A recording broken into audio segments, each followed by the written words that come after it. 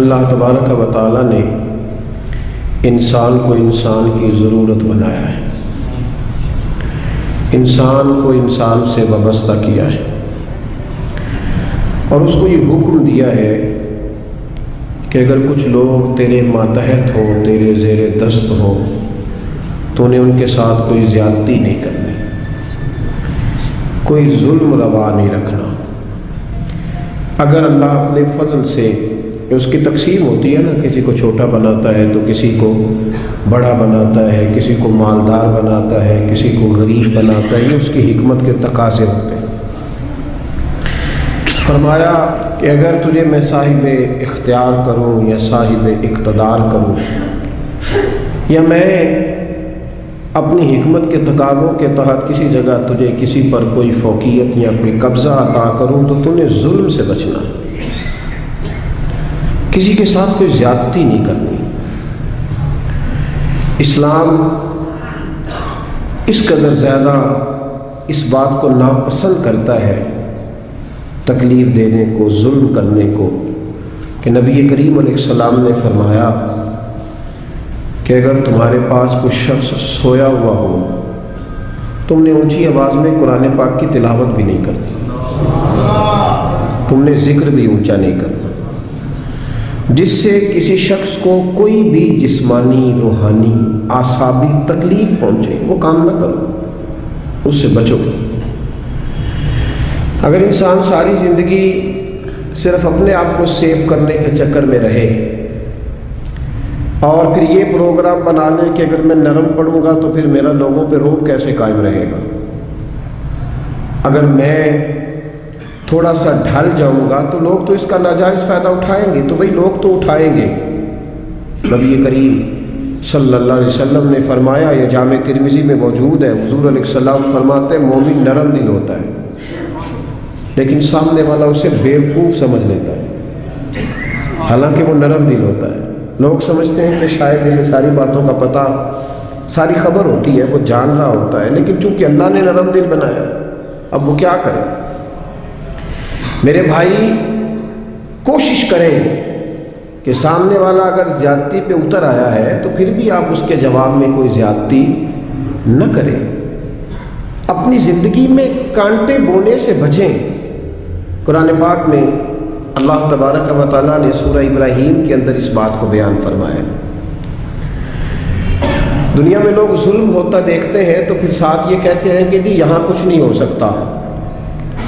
یہاں کیسے انصاف ہوگا، معاذ اللہ تعالیٰ، یہاں تو ہر فائل داخل دفتر ہو جاتی ہے، یہاں تو جس پر زیادتی ہوتی ہے وہ بیچارہ مظلوم رہتا ہے اور ظالم کا دفاع ہو جاتا ہے، ظالم بچ جاتے ہیں۔ تو اللہ تبارک و تعالیٰ نے ہمارے اس سارے سوالوں کا جواب مختصر جملوں میں ارشاد فرما دیا، مختصر جملوں میں فرمایا، وَلَا تَحْسَبَنَّ اللَّهَ غَافِلًا عَمَّا يَعْمَلُ الظَّالِمُونَ، فرمایا یہ سوچنا بھی نہ، یہ گمان بھی نہ کرنا کہ اللہ ظالموں کے کاموں سے بے خبر ہے، یہ گمان بھی نہ کرنا، سوچنا بھی نہ، تمہارے عاشیہ خیال میں بھی یہ بات نہ آئے کہ اللہ ظالموں کے کاموں سے، ہاں انما یؤخرہم، اللہ انہیں تھوڑی مہلت دے رہا ہے، لیوم تشخص فیہ الابصار، اس دن کے لیے جس دن آنکھیں کھلی کی کھلی رہ جائیں گی، اللہ انہیں مہلت دے رہا ہے، ڈھیل دے رہا ہے۔ ڈھیل کو ان کی آزادی نہ سمجھ لینا،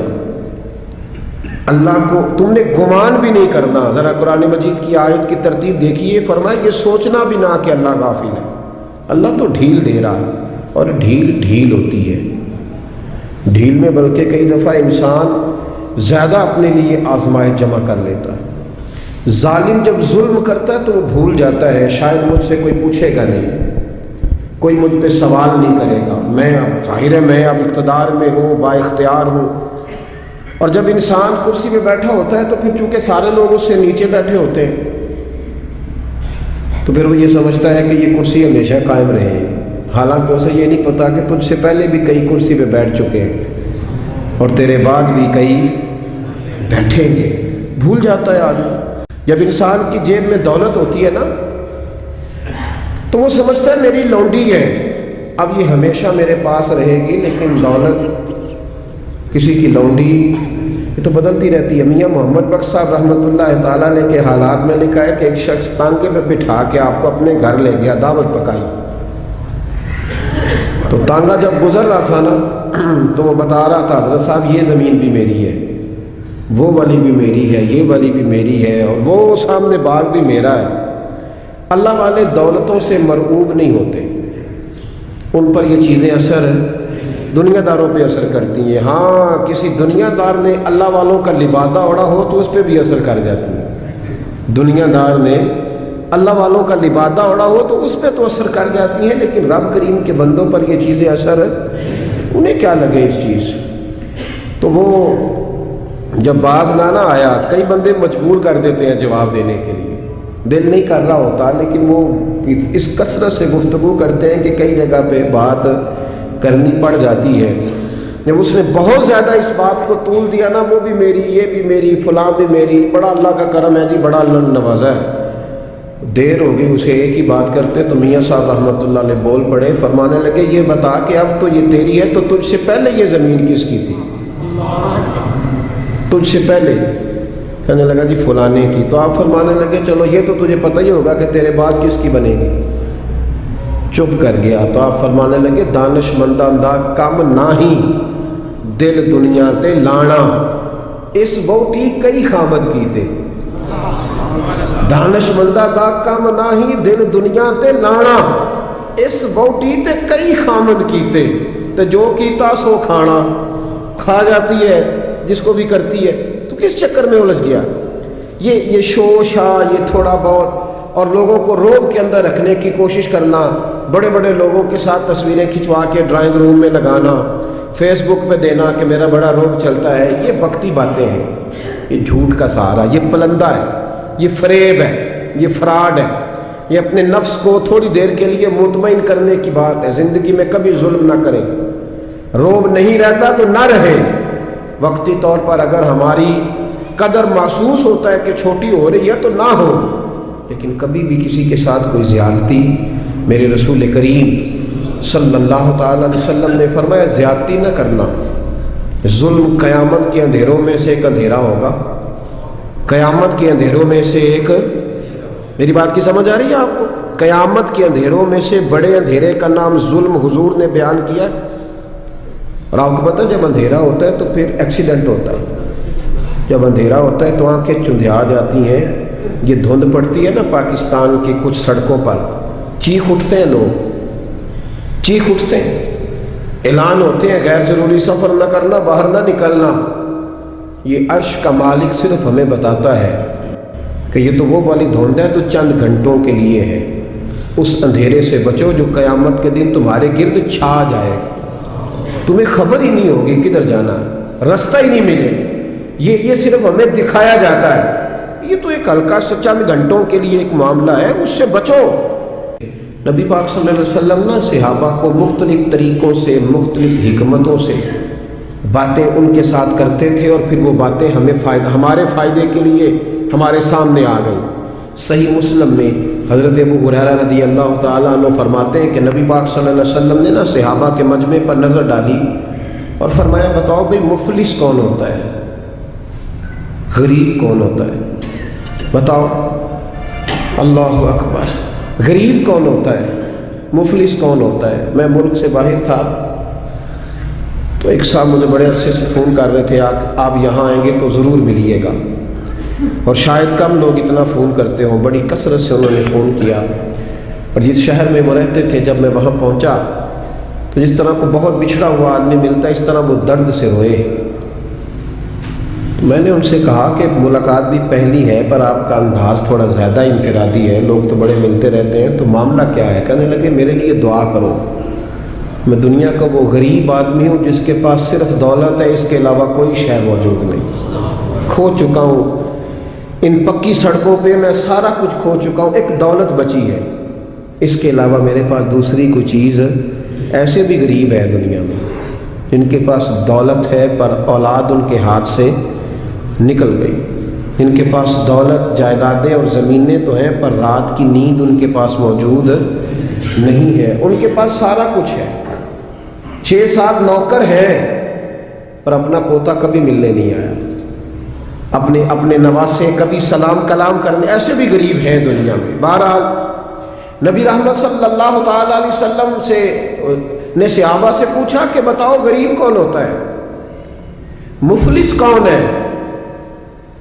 تو حضرت ابو ہریرہ رضی اللہ تعالیٰ عنہ فرماتے ہیں وہی جواب جو روٹین میں سب نے دینا تھا، یا رسول اللہ جس کے پاس مال و دولت نہ ہو وہ مفلس ہے، وہ غریب ہے۔ اب یہ حضور کا سمجھانے کا انداز ہے نا، متوجہ کرنے کا انداز۔ یا رسول اللہ دولت نہ ہو، غریبی ہو، کرائے کا مکان ہو، قرضہ چڑھا ہوا ہو، غریب آدمی ہے، تو حضور نے فرمایا نہیں، یا رسول اللہ پھر آپ بتا دیں غریب کون ہوتا ہے؟ تو نبی پاک علیہ السلام نے فرمایا میری امت کا غریب وہ ہے جو قیامت کے دن احد پہاڑ کے برابر نیکیاں لے کے آئے گا۔ کہتے ہمارے کان کھڑے ہو گئے کہ نیکیاں بھی احد پہاڑ کے برابر 6-7 کلومیٹر، اتنا لمبا چوڑا پہاڑ، اور پھر غریب کا غریب۔ نبی پاک علیہ السلام نے فرمایا نیکیاں تو احد پہاڑ کے برابر تھیں، پر اس کی زیادتیاں بھی اتنی زیادہ ہی تھیں، ظلم بھی اتنے ہی زیادہ تھے۔ جب احد پہاڑ کے برابر نیکیاں رکھی جائیں گی نا تو وہ سارے لوگ آ جائیں گے جن کو گالی دیتا تھا، جن کو گھورتا تھا، جن کو غصے میں تھپڑ مارتا تھا، اپنے آپ کو جلال والا کہہ کے جن کی عزتیں اتار دیتا تھا، جن کو چھوٹا سمجھ کے حقارت کی نظر سے ٹھکرا دیتا تھا، وہ سب آ جائیں گے۔ اور رب کریم کی بارگاہ میں عرض کریں گے مالک اس کے حج تو 7 ہے، عمرے اس کے 20 ہیں، صدقے بھی اس نے بڑے کیے، 450 فٹ کے بور بھی بڑے کرا کے دیے، اور اس کو ذرا پوچھ تو صحیح کہ ہم اس کی فیکٹری میں کام کرتے تھے پر یہ ہمارے ساتھ ظلم کتنا کرتا تھا، اس نے زیادتی کتنی کی، اس نے ہمیں اذیت اور تکلیف کتنی پہنچائی، دل کتنے توڑے۔ تو میرے رسول کریم صلی اللہ تعالی علیہ وسلم فرماتے ہیں رب کریم اس کی نیکیاں دینی شروع فرما دے گا۔ وہ جس کو تھپڑ مارا تھا کچھ نیکیاں اسے مل جائیں گی، وہ جس کو درے سے مارا تھا کچھ نیکیاں اسے مل جائیں، وہ جس کو گالی دی تھی کچھ نیکیاں اسے مل جائیں، وہ نیک پرہیزگار عالم دین جس کی چوک میں بیٹھ کر غیبت کی تھی، جسے برا کہا تھا، کچھ نیکیاں اسے ملیں گی۔ فرمایا نیکیاں بٹتی رہیں گی، بالآخر اس کے پاس کوئی نیکی نہ بچے گی، پھر بھی اس کے وہ لوگ ابھی موجود ہوں گے جن کے ساتھ زیادتی کی، وہ ابھی ہوں گے موجود۔ وہ جب رشتہ دیکھنے گیا تھا نا کسی غریب کی بچی کا، تو واپس آ کے کہتا تھا اگر 1.5 انچ قد اونچا ہوتا تو میں نے نکاح کر لینا تھا بیٹے کا۔ اور ایسے لوگوں کو جانتا ہوں جن کی بیٹیاں نفسیاتی مریض بن گئی ہیں، رشتے دیکھنے والے اتنے آئے اور اس انداز میں تنقید کر کے گئے کہ بچیاں مریض بن گئیں۔ وہ لوگ بھی آئیں گے کہیں گے مالک اسے پوچھ، بیٹے کا باپ اور دولت مند ہونے کا معنی یہ تھا کہ یہ ہر ایک کے ساتھ ظلم کرے؟ محبوب فرماتے جب نیکیاں ختم ہو جائیں گی تو پھر جن کے ساتھ زیادتیاں کی تھی ان کے گناہ اس کے اوپر ڈالنے شروع کیے جائیں گے، پھر گناہوں کا بوجھ اٹھائے گا۔ ہمیں تو پتہ نہیں کب خیال آئے گا، لیکن حضرت ابو ہریرہ کہتے ہیں بات ختم کرتے ہوئے میرے نبی کی آنکھوں میں آنسو آ گئے، حضور رو پڑے اور محبوب فرمانے لگے یہ میری امت کا وہ غریب ہے جس کے پاس احد پہاڑ کے برابر نیکیاں تھیں پر اب غریب رہ گیا۔ اور بھائی تھوڑا سا زبان کا کنٹرول، تھوڑا سا لب و لہجے کا کنٹرول، تھوڑا سا اپنے غصے پہ صبر، تھوڑی دیر کی احتیاط۔ ہم اذیت دیتے ہیں، تکلیف دیتے ہیں، جب ہمارے سامنے والا شرمندگی سے زمین میں گھڑتا ہے تو ہمیں خوشی ہوتی ہے، جب ہمارے سامنے بیٹھنے والا شرم سے نظریں جھکاتا ہے تو ہم اپنا قد اونچا محسوس کرتے ہیں، اور جب وقت کا حکمران دیکھتا ہے کہ اب کچھ لوگ رو رہے ہیں،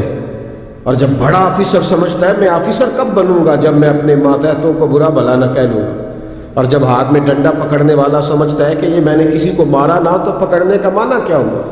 اور ہاتھ میں بندوق پکڑنے والا کہتا ہے کہ اگر گولی چلی نہ تو اس کو تو زنگ لگ جائے گا، چاہے کسی مظلوم پہ ہی چل جائے،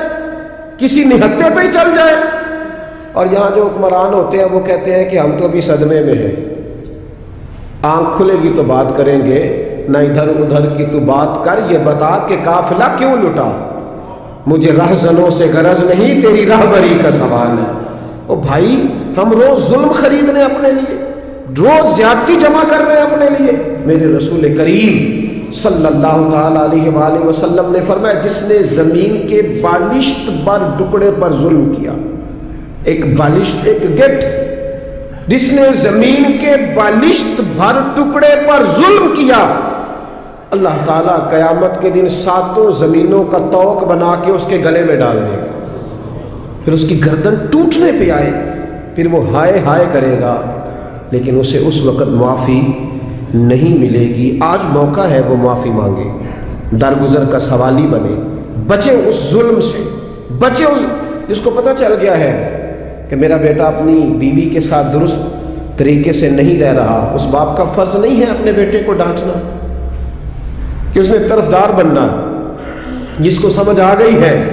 جس کو خیال آ گیا ہے، جس کو اس بات کی سمجھ آ گئی ہے کہ میری بہو کے ساتھ زیادتی ہو رہی ہے یا میری بیٹی کے ساتھ ظلم ہو رہا ہے، تو اگر وہ ساتھ کھڑا ہی نہیں ہو رہا، اور پھر نبی پاک علیہ السلام نے تو ہمیں ہر پہلو پر سمجھایا ہے، میرے کریم محبوب نے تو کوئی ایسی چیز چھوڑی نہیں جو ہمیں سمجھائی نہ جائے۔ اللہ کے حبیب فرماتے ہیں اپنے بھائی کی مدد کرو چاہے وہ ظالم ہو یا مظلوم ہو۔ یا رسول اللہ مظلوم کی مدد تو سمجھ میں آتی ہے، ظالم کی کیسے مدد کریں؟ تو حضور نے فرمایا اسے ظلم کرنے سے روک دو، یہ تمہاری مدد ہے اس کے لیے، ورنہ جہنم میں چلا جائے۔ اس کی مدد کرو، اسے روکو۔ جب لوگ ظلم کر رہے ہوتے ہیں تو کہتے ہیں کیسے پتہ چلے گا، ہم چھپ کے کر رہے ہیں، کون ہے دیکھنے والا؟ جب ظلم کر رہے ہوتے ہیں تو کہتے ہیں میں نے وہ سارے جن جگہوں سے میں پکڑا جا سکتا تھا وہ سارے دروازے بند کر کے آیا ہوں، میں نے ہر ایک کو خرید لیا ہے۔ زندگی کے 6 مہینے، 6 سال، 10 سال، 15 سال انہیں محسوس ہوتا ہے کہ کسی کو بھی نہیں پتہ چلا، کوئی بھی سامنے نہیں آیا، لیکن میرے بھائی خون پھر خون ہے، یہ ٹپکے گا تو جم جائے گا، دست قاتل پہ جمے یا کف صحرا پہ جمے، یہ جم جایا کرتا ہے۔ ظلم جو ہوتا ہے وہ کبھی بھی اس کے زخم صاف نہیں ہوتے، وہ باقی رہتے ہیں، وہ ہمیشہ موجود رہتے ہیں، ان میں کمی نہیں آتی، اور جس پر ظلم ہوتا ہے اسے کبھی ظلم بھولتا، بولیے ظلم بھولتا، خوشیاں بھول جاتی ہیں، ظلم یاد رہتے ہیں، زیادتی یہ نہیں بھولتی، یہ یاد رہتی ہے۔ شاہ کسریٰ نے اپنے بچے کو، بیٹے کو، جب ایک ہی اس کا بیٹا تھا تو اس کے دل میں یہ خیال آیا کہ میں اسے علوم و فنون سارے سکھانا چاہتا ہوں۔ اس نے اپنے بیٹے کو گھوڑ سواری بھی سکھائی، تیر اندازی بھی سکھائی، سیاست بھی سکھائی، فن حرب و ضرب بھی سکھایا۔ پھر خیال آیا کہ میرا بیٹا کچھ اخلاق بھی سیکھے، دینداری بھی سیکھے۔ ایک درویش تھے شیخ حسن، ان سے کہا کہ حضرت میں چاہتا ہوں کہ میرے بیٹے کو گھر آ کے پڑھا دیا کریں۔ توجہ ہے میری بات پر؟ میرے بیٹے کو تو حضرت فرمانے لگے کہ اگر تیرے بیٹے نے پڑھنا ہے تو میں نہیں گھر آؤں گا، وہ میرے گھر آئے گا۔ تو وہ کہنے لگا حضور میں بھی دیکھ ہی رہا تھا، مجھے بھی ایسا خوددار عالم ہی چاہیے تھا، خوددار عالم چاہیے تھا۔ بہرحال حضرت کے گھر وہ پڑھنے جانے لگا تو مسلسل 6 سال وہ طالب علم پڑھنے گیا، اور عام طالب علموں کے ساتھ اس شہزادے نے بیٹھ کر تعلیم حاصل کی۔ جب تعلیم اس کی مکمل ہو گئی، وہ مکمل طور پر فارغ ہو گیا، فنون اس نے پڑھ لیے، علم و ادب اس نے سیکھا، اخلاقی باتیں اس نے سیکھی، دین کے حوالے سے ضروریات سے حضرت نے اس کو آگاہ کیا۔ جب کافی حد تک وہ ان چیزوں کو سمجھنے لگا تو ایک دن بلایا اس کے والد کو کہ اب تیرے بیٹے کی تعلیم مکمل ہوگی۔ اور محدث اعظم پاکستان رحمۃ اللہ تعالیٰ علیہ فرمایا کرتے تھے کہ مجھے میرے استادوں نے جب دستار فضیلت کی تھی تو میں نے وہ پگڑی کا کپڑا سنبھال کے رکھا ہے، اور جب میں مروں گا تو میں نے اپنے بچوں کو وصیت کی ہے کہ مجھے کفن بھی اسی میں دینا، اس لیے کہ میرے اساتذہ نے یہ گواہی دی ہے کہ اب یہ دین کا چھوٹا سا طالب علم بن گیا۔ ایک دن جب فارغ ہو گیا تو استاد نے اسپیشل بلایا، کہا شہزادے کوئی کام ہے گھر آؤ، تو وہ بھی طالب علم تھا، وہ گھر آیا۔ جب حضرت کے کمرے میں داخل ہوا تو اندر سے انہوں نے کنڈی لگا لی دروازے کی، ہاتھ میں درہ لے لیا، اتنی زور زور سے درے برسائے کہ اس کے وجود پر نشان پڑ گئے، مارتے گئے۔ میری غلطی استاد جی، اس نے کہا چپ کر، غلطی پوچھتا ہے نالائق، پھر مارا، بہت مارا، اور جب بہت زیادہ مار لیا تو خود بھی پسینے سے شراب، دروازہ کھولا، چل دوڑ جا۔ شہزادہ تھا باہر کھڑا ہو کے کہنے لگا حضور آپ ظلم کر رہے ہیں، مجھے بتائیں تو صحیح میری غلطی کیا ہے؟ غلطی بتا کے مارے تو ٹھیک ہوا، فرمایا میں تجھے غلطی بتاؤں گا، چل نکل جا۔ اس نے گھر جا کے اپنے ابا سے کہا، بادشاہ سلامت سے، کہ استاد جی نے ناجائز مارا ہے۔ بادشاہ سمجھدار تھا، کہنے لگا بیٹا جو قومیں اساتذہ کو کٹہروں میں کھڑا کرتی ہیں وہ کبھی کامیاب نہیں ہوتی، استاد کبھی ناجائز نہیں مارا۔ اگر فزکس کیمسٹری کا ہو تو وہ ناجائز نہیں مارتا، لیکن اگر 8,000 کا مولوی ہو تو پھر وہ ناجائز ہی مارتا ہے۔ پھر سویرے اماں آئی جاتی ہے، کہتی تو مسیتے رہنا ہے کہ جا جانا ہے، 8,000 تین تنخواہ ہے تو میرا 60 کروڑ کا منڈا ہے۔ میں غلط نہیں کہہ رہا، میں صحیح کہہ رہا ہوں۔ وہ اگر فزکس کا استاد ہو نا جو 10,000 روپیہ لیتا ہے تو پھر تو ٹھیک ہے، لیکن اگر بیچارہ غریب امام مسجد ہو تو پھر تو وہ شہزادے کو آگ نہیں لگا سکتا۔ یہ تقسیم ہے ہماری، یہ ظلم ہے۔ تو بادشاہ نے کہا کہ بیٹا اساتذہ ناجائز نہیں مارتے، تیری کوئی غلطی ہوگی جس کی تجھے نہیں خبر، استاد جانتے ہیں۔ اس نے کہا نہیں ابا، میں وہاں رہا ہوں، کوئی بات ہوتی تو مجھے بھی پتہ ہوتی، اور پھر اگر اتنی سخت بات تھی جس پہ اتنا مارا کہ میرے وجود پہ نشان پڑ گئے، مجھے بتایا جاتا۔ اس نے کہا بہرحال میں تیرے استاد کو کٹہرے میں کھڑا نہیں کر سکتا، وہ تیرا استاد ہے، بڑے لوگ ایسی باتیں کرتے تھے۔ اب اس نے اپنی اماں سے کہا کہ اماں میرے دل سے بات نہیں جاتی، میرے ساتھ ظلم ہوا ہے، استاد نے قصداً مارا ہے، بلا وجہ مارا ہے، تعلیم سے فارغ ہونے کے بعد مارا ہے، سمجھ نہیں آتی۔ تو اماں کہنے لگی بیٹا تیرے ابا نے نہ کر دیا تو اب ہاں کون کرائے گا؟ وہ بادشاہ سلامت ہے، سخت مزاج آدمی ہے، میرا بیٹا تو صبر ہی کر۔ بچے نے صبر تو کر لیا پر اندر سے بات گئی نہیں، ظلم ہوا تھا نا۔ 30-35 سال بیت گئے، اس کے باپ کا انتقال ہوا تو وہ بادشاہ بن گیا۔ شیخ حسن بوڑھے ہو گئے تھے، یہ بھویں سفید ہو کے جھک گئی تھی، دونوں ہاتھوں سے لاٹھی پکڑتے تھے پھر بھی مشکل سے چلتے تھے۔ پہلے دن تخت نشین ہو کے شہزادے نے پہلا حکم یہ جاری کیا کہ میرے استاد کو حاضر کرو۔ 3-4 سپاہی بھیجے کو بابے کو پکڑ کے لاؤ جیسے بھی آ سکتا ہے، لے آئے۔ حضرت کو لا کے تب صاحب نے کھڑا کیا تو کہا استاد جی ناراض نہ ہونا،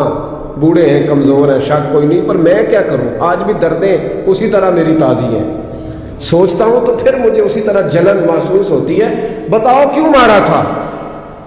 تو شیخ حسن رو پڑے، کہنے لگے بیٹے بس اللہ سے میں نے دعا کی تھی کہ اس دن کے لیے مجھے زندہ رکھے،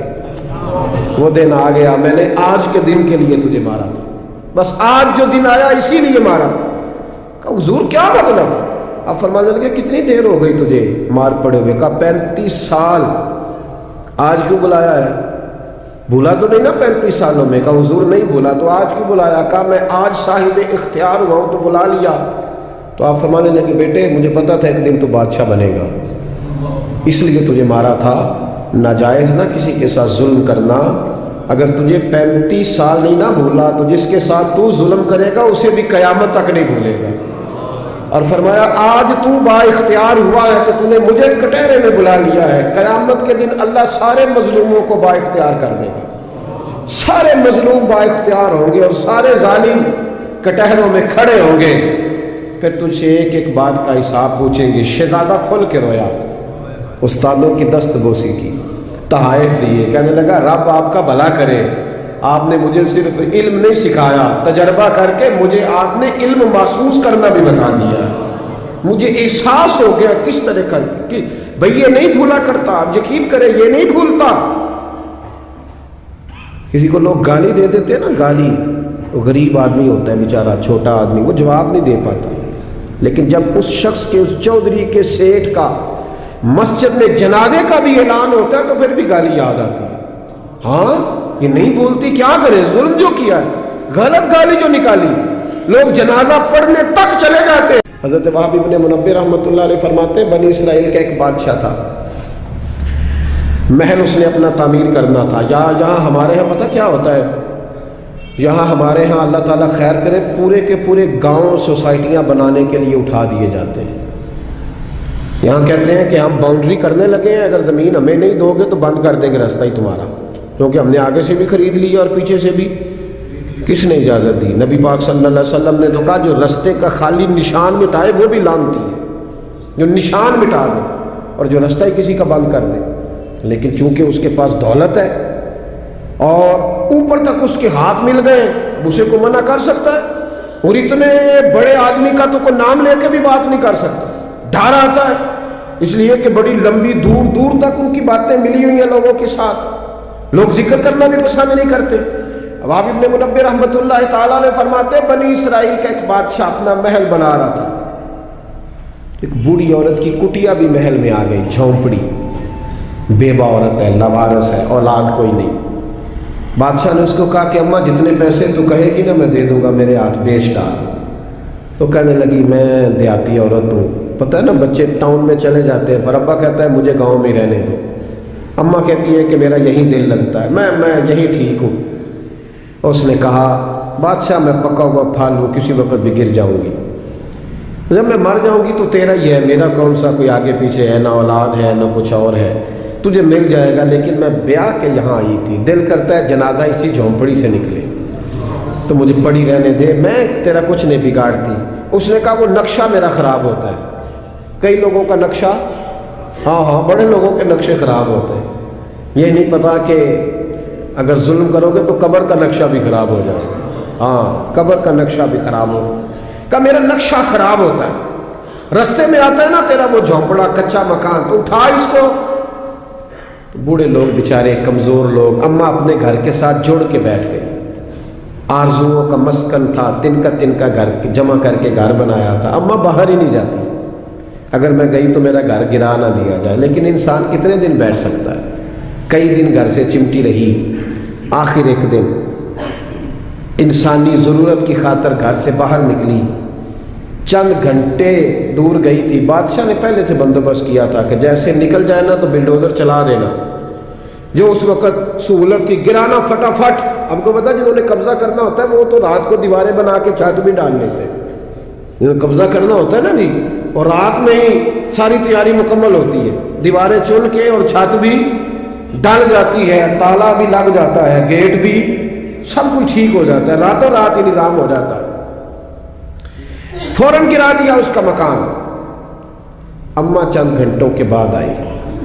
حضرت وہاب ابن منبہ کہتے ہیں پھر اس نے جو دعا مانگی تو پھر ہل گئے زمین و آسمان، بوڑھی تھی نا اور مظلوم تھی، اور میرے نبی کریم علیہ السلام نے فرمایا جب مظلوم ہاتھ اٹھاتا ہے تو پھر رب کریم اس کی دعا کو ضرور قبول فرماتا ہے۔